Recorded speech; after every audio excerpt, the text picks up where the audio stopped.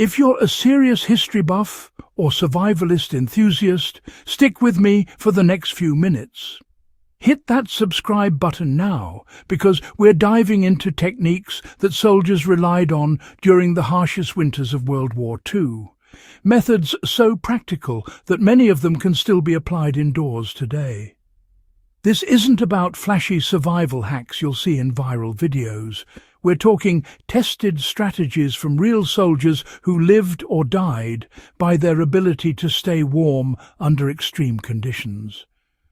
By the end of this, you'll not only gain historical insight, but also practical skills that can improve your home heating efficiency without relying entirely on modern systems. Soldiers learned to use layering strategically, and we can too.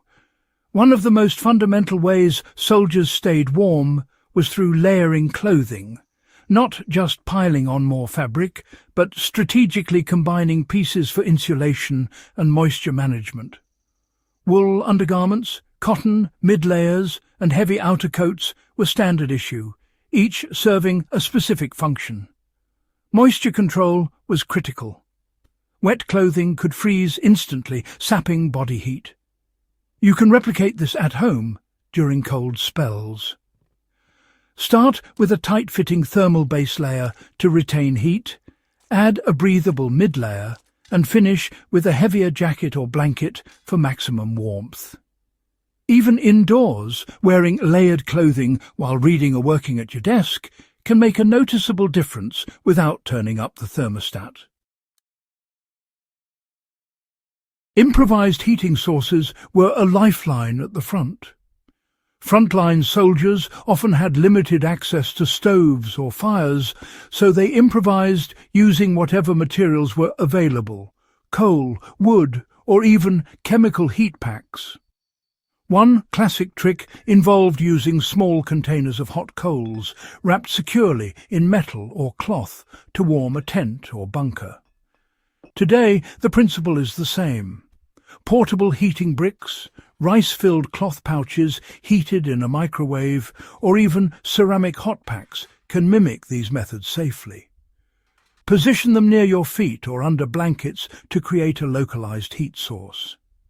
This not only reduces energy consumption, but also gives you a tangible connection to how soldiers manage their environment under severe resource constraints. Creating insulated spaces saved energy and lives. Soldiers learned that heat retention mattered as much as heat generation.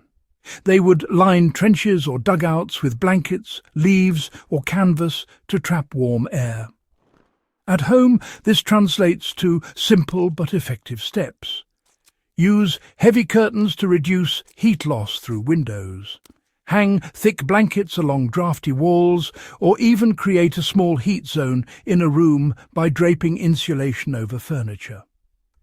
Even building a makeshift fort with blankets for reading or working can create a surprisingly warm environment, echoing the resourcefulness of soldiers in freezing encampments. Body heat was a weapon against the cold. During the Second World War, soldiers often slept huddled together in tight formations to share body heat. Now, while you may not need to sleep shoulder to shoulder at home, the principle can still apply. Minimize heat loss by keeping your extremities warm. Thick socks, gloves, and even hats indoors can, help maintain your core temperature. For communal spaces, consider sharing warmth through heated blankets or layered seating arrangements during particularly cold nights. This approach isn't just a bit of historical curiosity. It's, a scientifically validated method to preserve heat with minimal energy. Utilizing reflective surfaces, really amplified warmth in those tough conditions. Frontline ingenuity extended to using metal sheets or even a bit of foil to reflect heat back into tents or shelters. soldiers discovered that lining walls with reflective surfaces concentrated their limited heat sources, making their surroundings noticeably warmer. At home, you can use reflective panels behind radiators or create temporary reflective barriers near your space heaters to direct heat more efficiently. This technique, honestly, maximizes the impact of small heaters and mirrors, a practice that could mean life or death on the battlefield. Heating your bed before sleep was a critical nighttime strategy. For soldiers, cold nights could be, well, absolutely lethal. They often pre-warmed their bedding using hot water bottles or heated stones wrapped in cloth. Indoors today, you can use similar principles. A microwavable heat pack or an electric blanket can pre-warm your bed before sleep. Even filling a bottle with hot water and placing it under your blanket, really replicates this old-world approach. It's simple, effective, and deeply connected to the survival mindset soldiers had to adopt every night. Movement and small exercises generated critical body heat.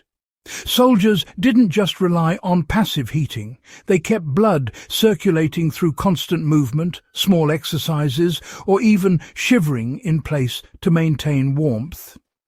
At home, this is easy to replicate. Short bursts of movement, stretching, or even brief indoor walks can make cold environments much more bearable, reducing the need for high thermostat settings. This principle, I think, highlights an overlooked aspect of survival. Heat can be generated internally just as effectively as externally. WWII soldiers survived extreme winters through a combination of ingenuity, discipline, and resourcefulness, principles that still hold immense value today. By applying layering techniques, localized heating, insulation, reflective strategies, pre-warming beds, and movement, we can replicate their success indoors without massive energy use. More than just historical insight, these methods give modern enthusiasts practical tools for efficient, effective heating.